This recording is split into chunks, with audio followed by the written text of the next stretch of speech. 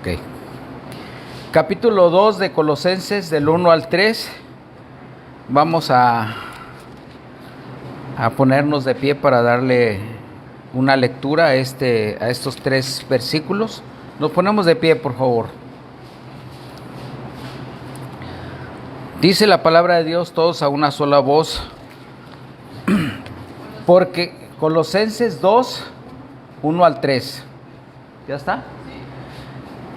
Dice la palabra de Dios, todos, porque quiero que sepáis cuán gran lucha sostengo por vosotros y por los que están en la Odisea y por todos los que nunca han visto mi rostro, para que sean consolados sus corazones, unidos en amor hasta alcanzar todas las riquezas de pleno entendimiento, a fin de conocer el misterio de Dios Padre y de Cristo, en quien están escondidos todos los tesoros de la sabiduría y del conocimiento. Amén. Vamos a orar, mis hermanos. Inclinemos el rostro. Bendito Dios, Señor, te damos gracias por este hermoso día.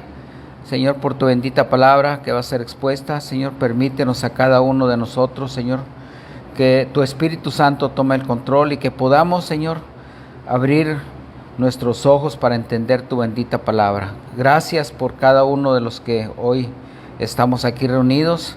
Que sea un día de grande bendición, que al salir, Señor, podamos salir edificados, fortalecidos por tu bendita palabra. Te lo pedimos en el bendito nombre de Cristo. Amén. Gracias a Dios. ¿Pueden tomar su asiento?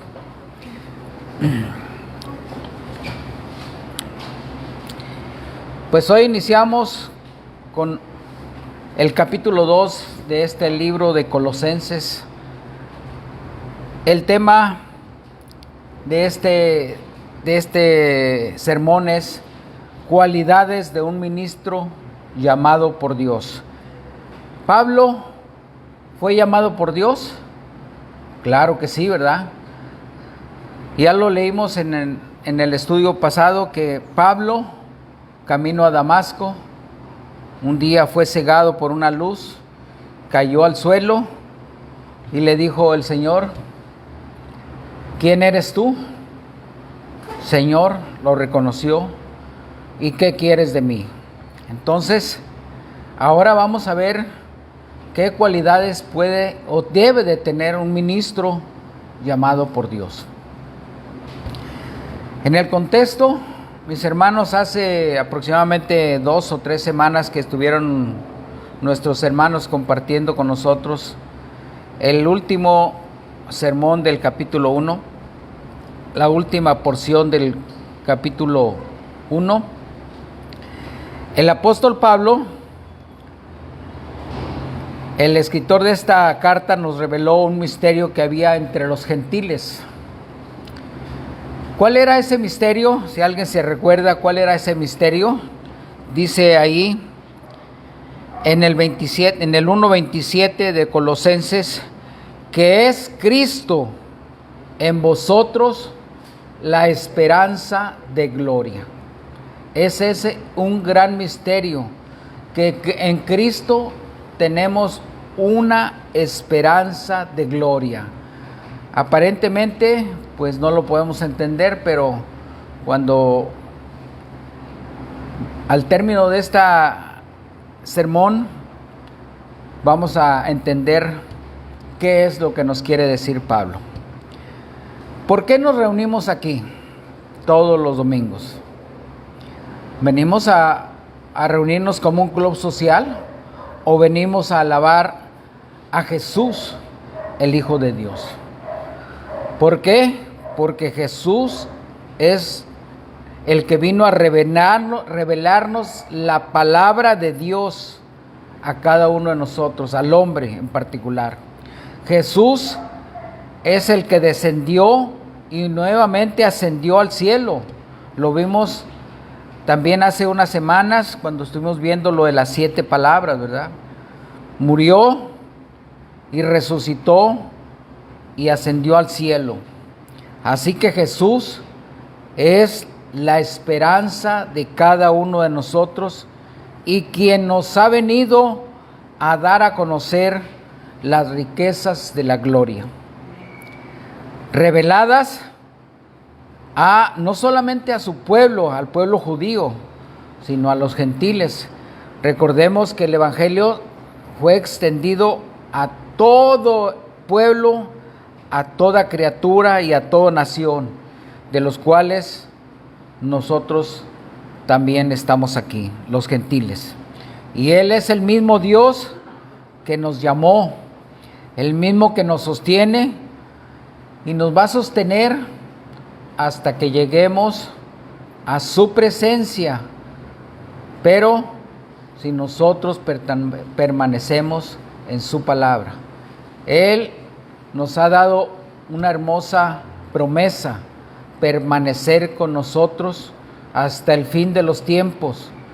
Pero también Él nos pide que nosotros seamos fieles, que permanecemos, que obedezcamos a su palabra y que constantemente lo estemos conociendo a Él más. Esto fue lo que nos habló Pablo desde una situación en donde él se encontraba en prisión en Roma, de la cual nos exhortó por medio del ministerio que tenía al ser llamado. Ese ministerio era para los gentiles. Vamos a ver en qué condición estaba Pablo en este mismo libro, en el capítulo 4, versículo 10.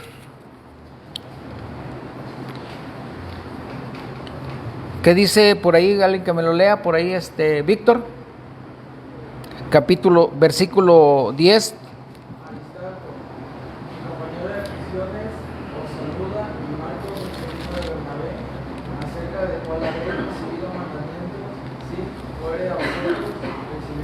Entonces, ¿dónde estaba Pablo? Mi compañero de prisiones.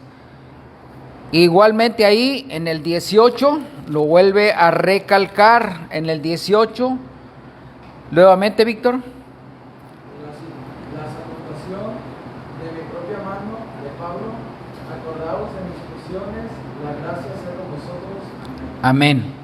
Él estaba en una situación de prisión en Roma. Sin embargo, vamos a ir viendo qué fue lo que él tenía en su corazón. Él, al término de esta carta, 4:18, manda una salutación de su propia mano y les pide que se acuerden de él que estaba en prisión. Así que Pablo lo vamos a ver al inicio del capítulo 2, versículo 1. Porque quiero que sepas cuán gran lucha sostengo por ustedes, ¿verdad?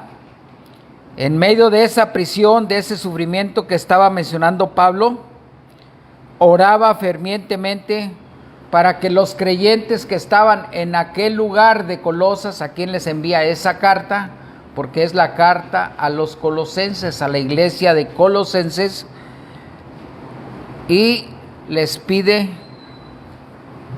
que lo recuerden, que él está en esa prisión.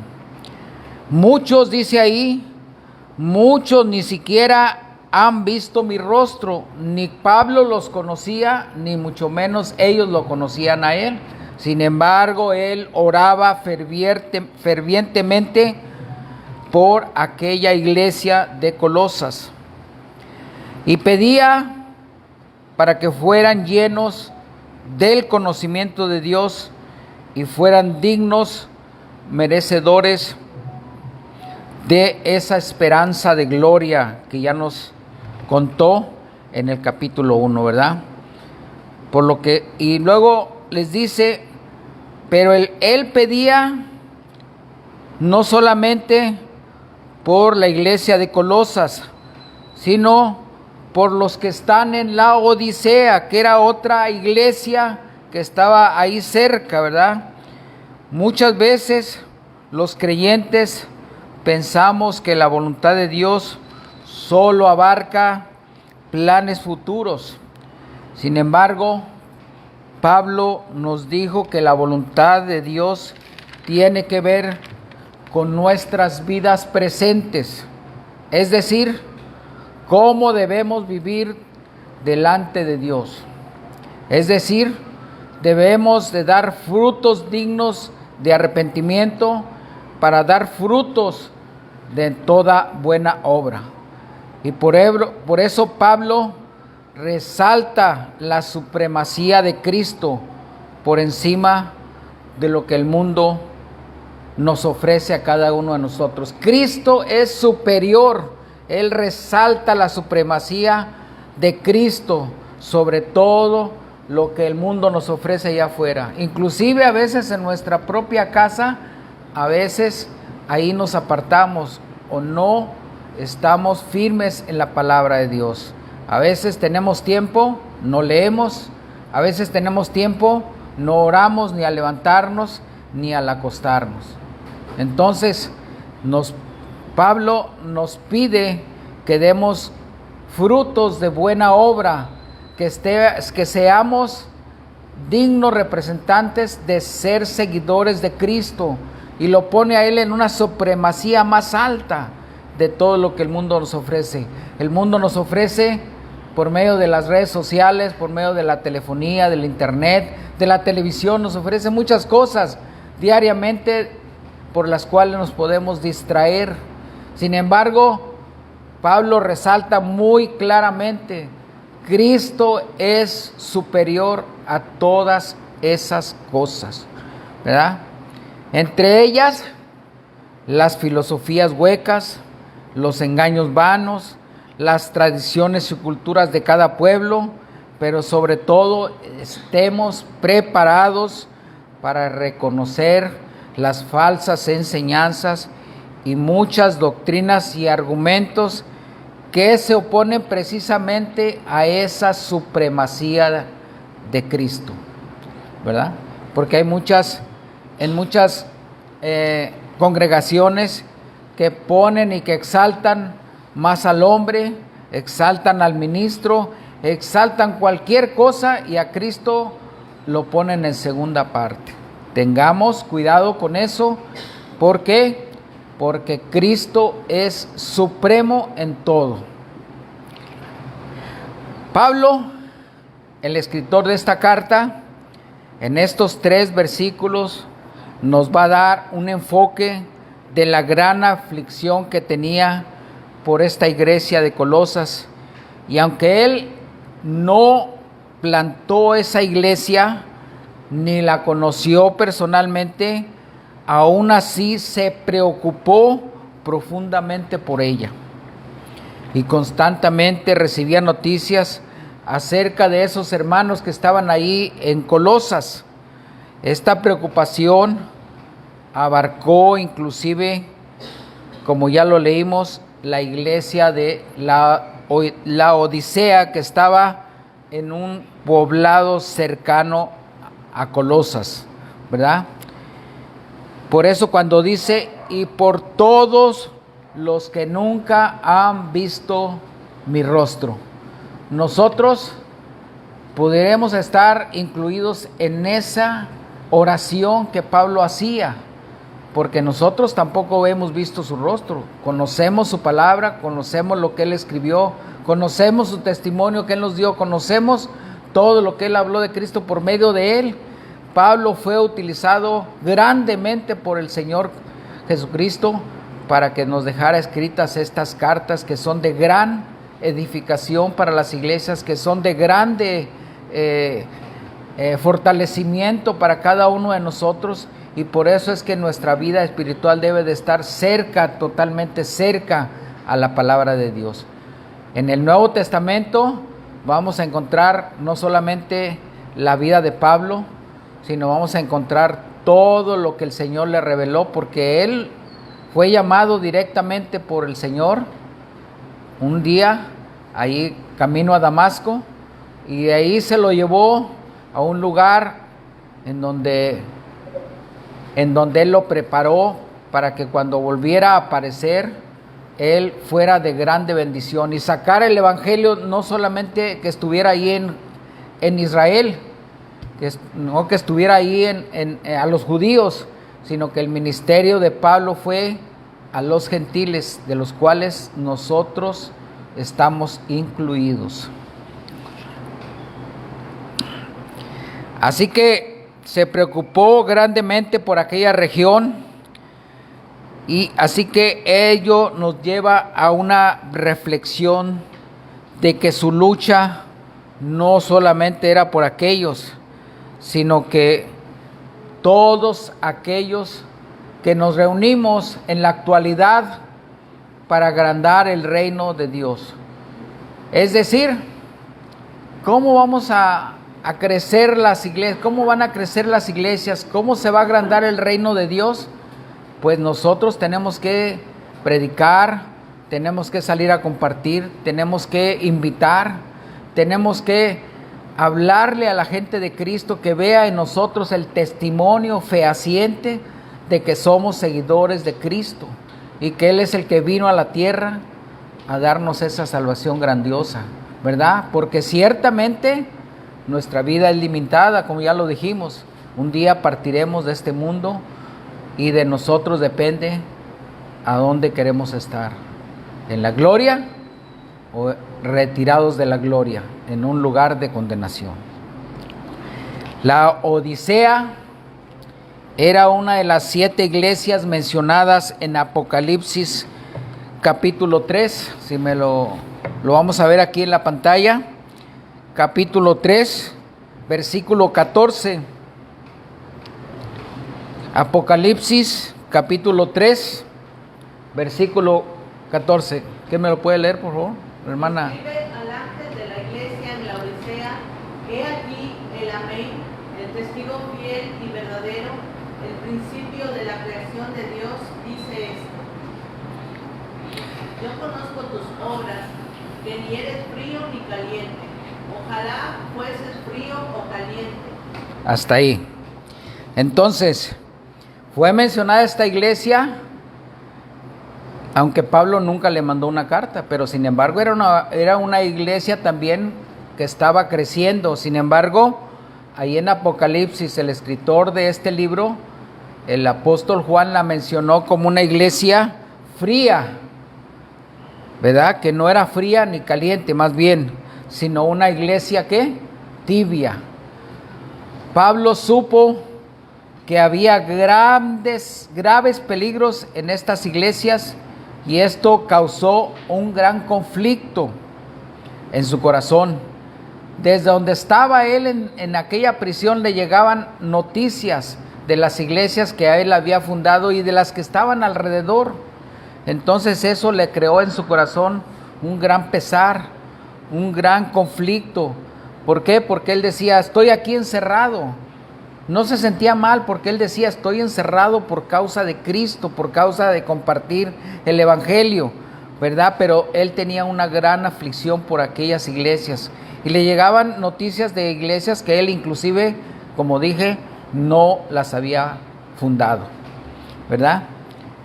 Sin embargo, él sabía que muchas de estas iglesias estaban en peligro, un peligro que inclusive hoy se menciona en la actualidad en muchos lugares. Es por eso que necesitamos mantenernos unidos en oración por todos aquellos que pertenecen y que vendrán un día a acrecentar el reino de Dios, como Pablo lo mencionaba, ¿verdad? Pablo un día estuvo alejado de Dios. Él perseguía a la iglesia, inclusive él perseguía a los cristianos, todos lo sabemos. Sin embargo, un día fue alcanzado y entonces de ser un perseguidor se convirtió en un fiel ministro de Cristo. Ahora él compartía y pasaba sufrimientos, pasaba prisiones, pasaba azotes, pasaba muchas situaciones por causa de Cristo, pero él sabía que lo que estaba haciendo ahora era más correcto que lo que hacía anteriormente. No seamos una iglesia como la Odisea, ni fría ni caliente. Necesitamos cada uno de nosotros llevar en nuestro corazón, primeramente, como hace rato les decía, comprarnos una Biblia en donde podamos ir subrayando versículos importantes, ¿verdad? Una Biblia. Si podemos comprar una de estudio, mejor.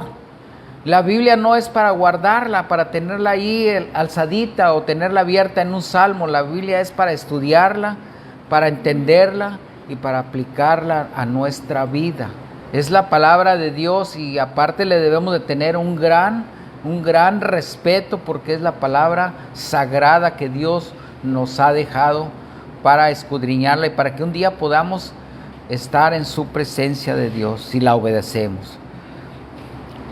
Esa iglesia se destacó por su condición de tibieza espiritual, a eso se refería, no que fuera, estaba en un lugar caliente, que era tibia o caliente, no, sino que tenía una tibieza espiritual.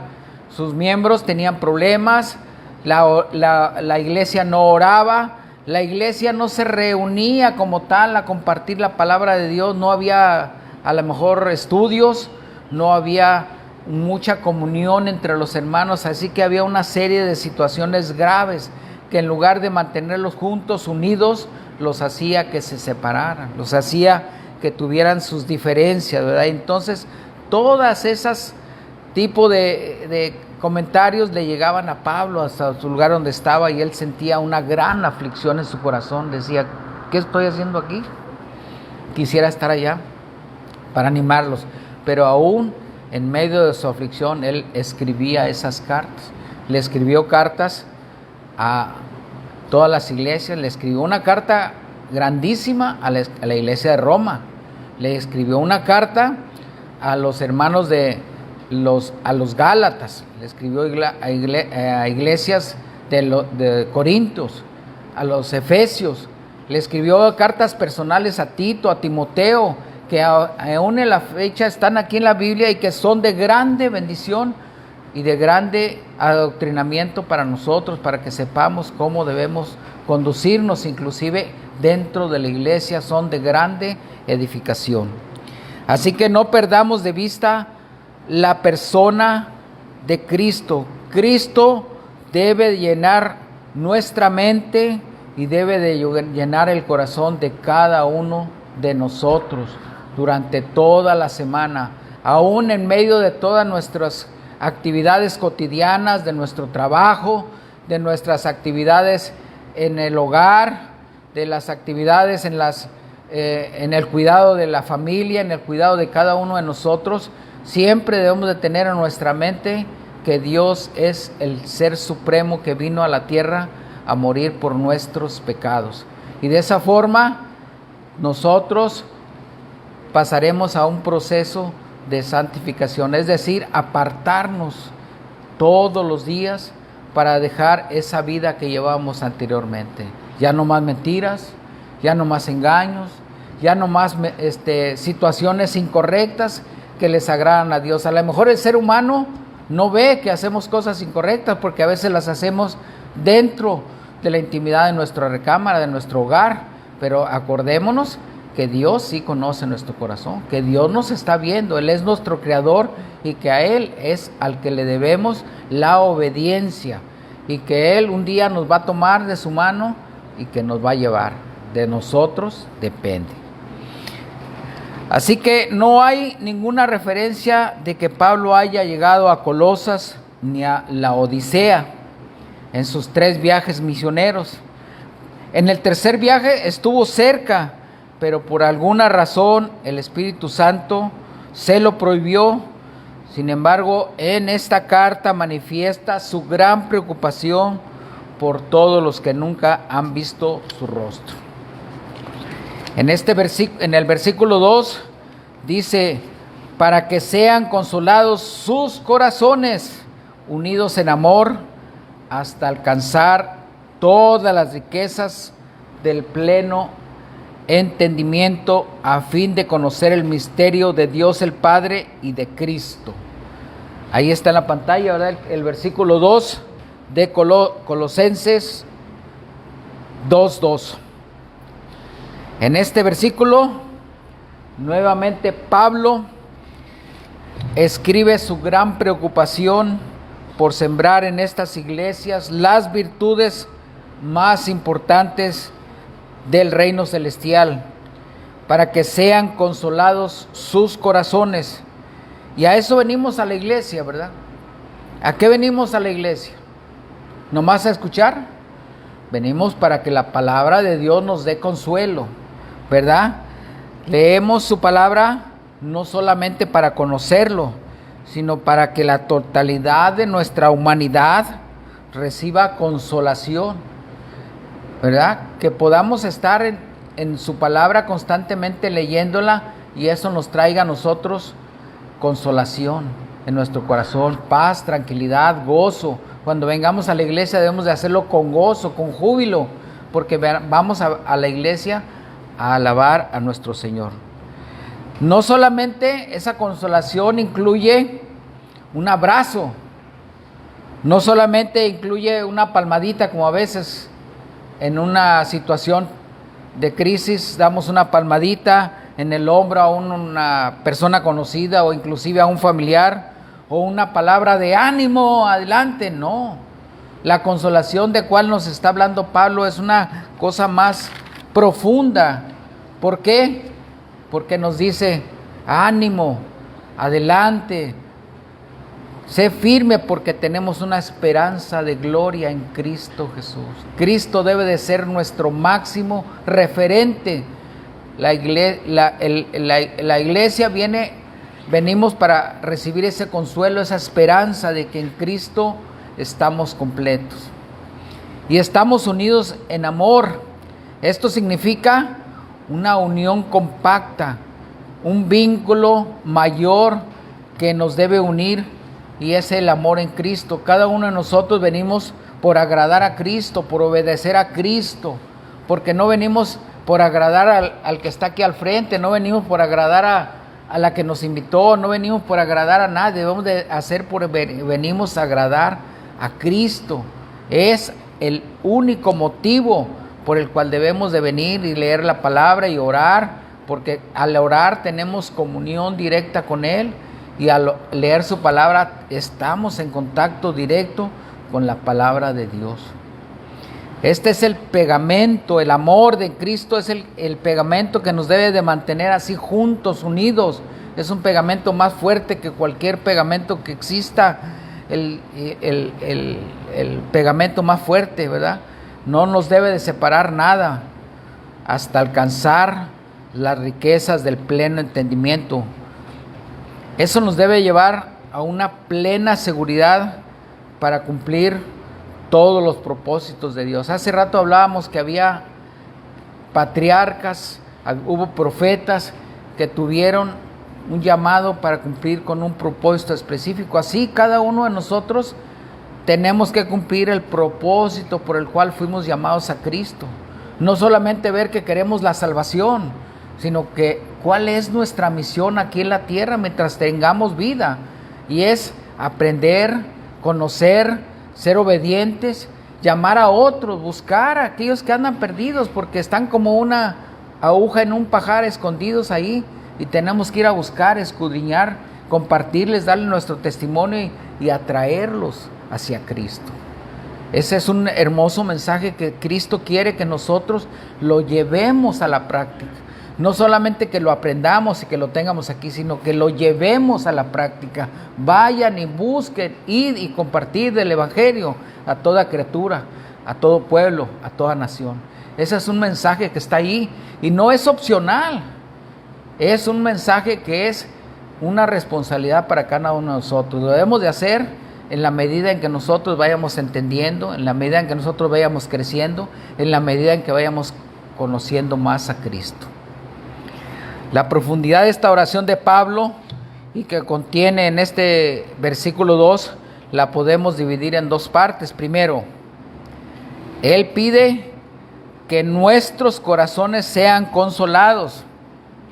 Esto significa que sean alertados, que sean fortalecidos, ya que en aquel tiempo había muchas falsas enseñanzas de profetas falsos y de filosofías huecas entremezcladas con el judaísmo.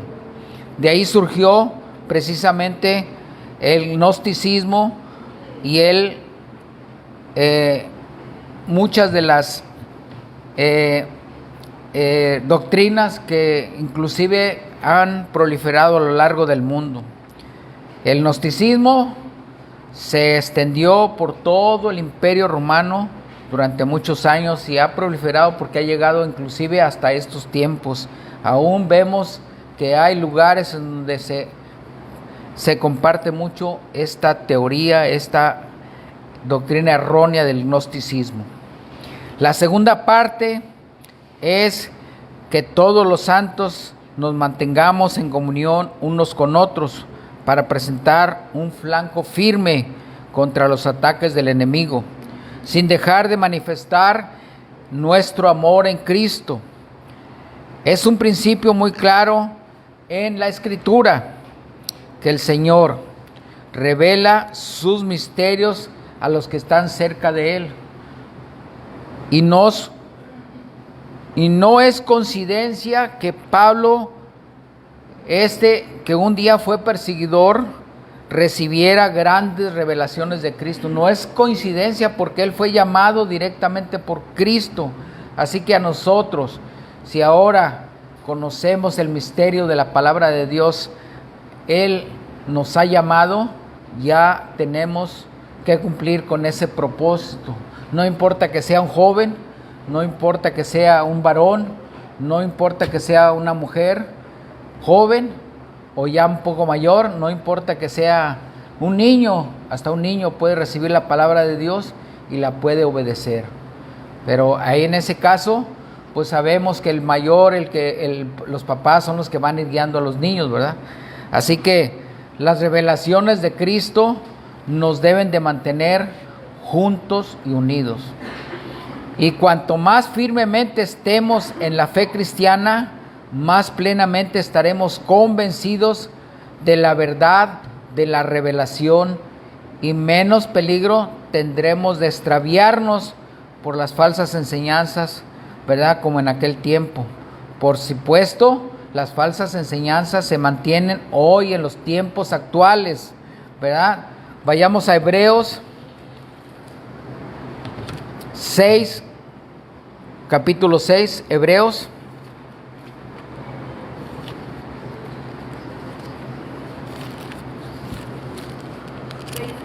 ¿6, 11 y 12?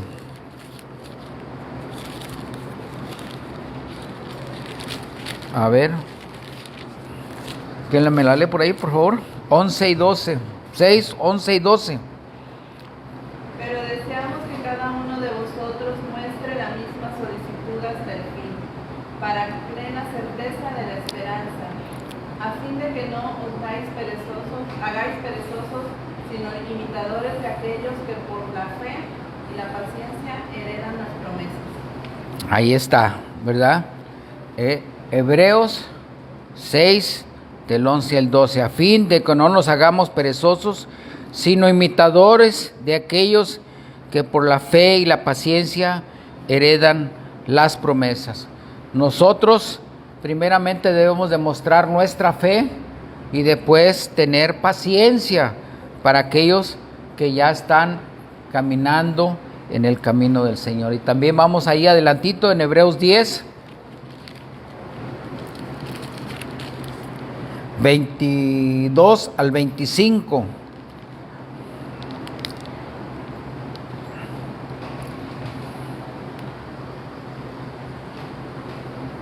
Lo voy a leer, ya lo tenemos ahí, si no aquí está en la pantalla. Acerquémonos con corazón sincero, en plena certidumbre de fe, purificados los corazones de mala conciencia y lavados los cuerpos con agua pura.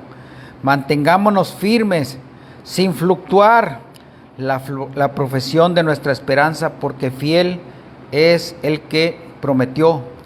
Y luego dice en el 24, considerémonos unos a otros para estimularnos al amor y a las buenas obras.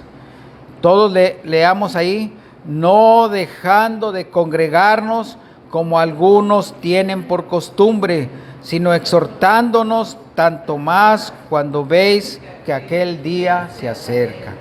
Entonces es un mandato no dejarnos de congregarnos, ¿verdad? Como algunos tienen por costumbre. ¿Por qué?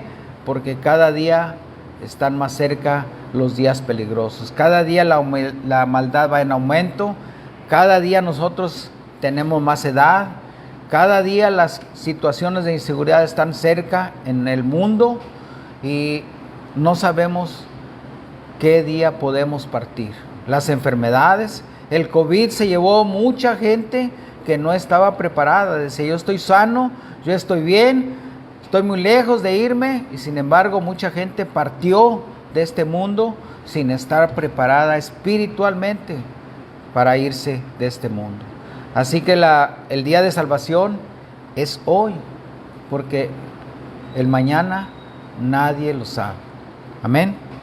Y el punto culminante de Pablo en el versículo 3, en quien están escondidos, Colosenses. Nuevamente regresamos a Colosenses, no lo perdamos.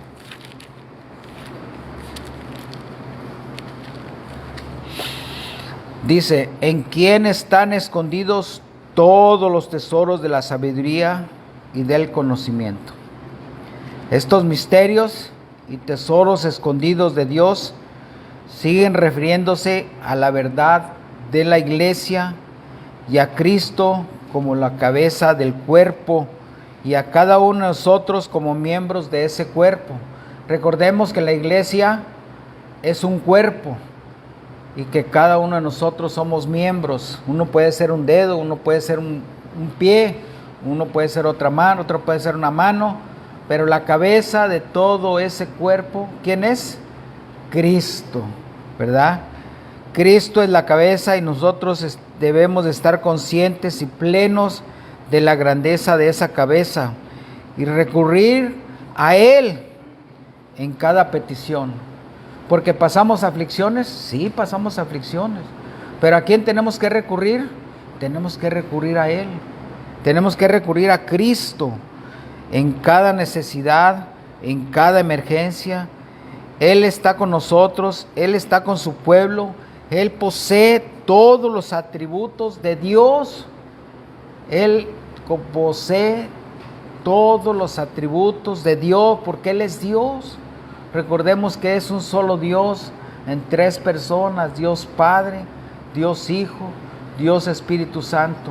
Entonces los tres tienen los mismos atributos, así que Dios nos ayuda en un momento de aflicción. Él está con nosotros, ¿verdad? De modo que no debemos de buscar nada fuera de Cristo.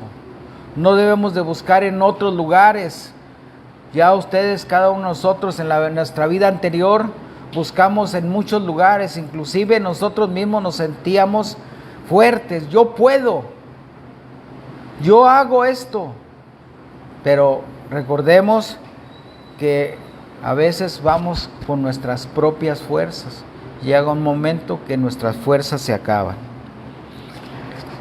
Fuera de Él no podemos hacer nada.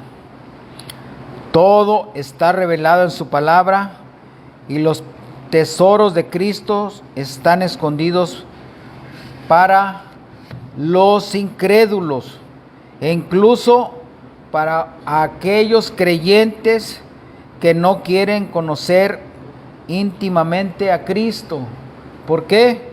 Porque aunque ya venimos a la iglesia, aunque venimos y conocemos de la palabra, nos pasamos toda la semana alejados.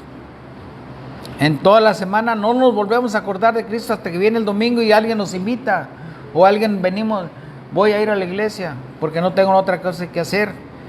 Pero esa no es lo que Él quiere. Él quiere que todos los días lo estemos recordando y que tengamos su palabra a la mano, que la escudriñemos, que tengamos un momento, ya sea en la mañana, en la tarde, en algún momento para poder leer y conocerlo más a ese Dios grande.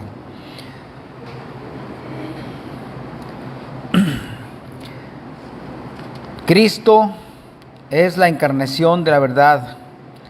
Él dijo: yo soy el camino, la verdad y la vida, y nadie viene al Padre si no es a través de mí. La diferencia entre el conocimiento y la sabiduría se explican de la siguiente manera. El conocimiento es la comprensión de la verdad. El conocimiento es cuando comprendemos una verdad. Ya la comprendemos. Pero la sabiduría es cuando esa verdad tenemos la capacidad para aplicarla correctamente lo que hemos aprendido. Ya lo aprendimos. Ahora, ¿cómo la aplico? ¿Verdad? Porque si no tenemos la sabiduría, podemos aplicar esa verdad de una forma incorrecta. Entonces, pidamos del conocimiento y pidamos la sabiduría de Dios para poder aplicarlo todo correctamente como nos lo ha explicado la palabra de Dios. Entonces, la sabiduría es la capacidad de aplicar correctamente lo que hemos aprendido. En Cristo no solo está el conocimiento, sino Él es toda la sabiduría. Él es el conocimiento, pero Él es toda la sabiduría. Nosotros, simples mortales, podríamos tener un conocimiento pero limitado, pero Dios, Él tiene un conocimiento ilimitado y su sabiduría es todavía mucho más amplia que cualquier ser humano. Él, todo lo que hace es perfecto, así que, ¿qué necesitamos más? ¿En las vanas cosas del mundo o a Cristo? He ahí la gran pregunta. Todo lo que necesitamos es a Cristo, porque Él vino a la tierra, un día vino a morir por nuestros pecados. No importa qué tipo de pecados tengamos nosotros. Habrá gente que diga: es que tengo unos pecados muy grandes. No hay ningún pecado que Cristo no pueda limpiar. No hay ningún pecado que Cristo no nos pueda levantar. Si estos grandes hombres como David, ya lo mencionamos hace un rato, como Abraham, como Salomón, fueron grandes pecadores y Él aún así les dio un llamado, les hizo un llamado y los rescató, los salvó, cual más nosotros.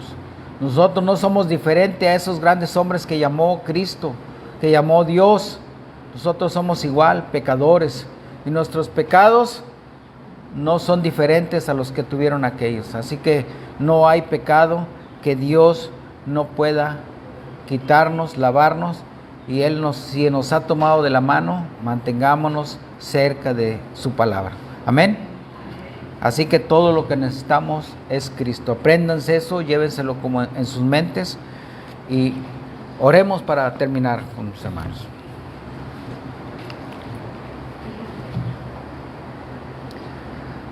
Gracias, bendito Señor, por tu bendita palabra.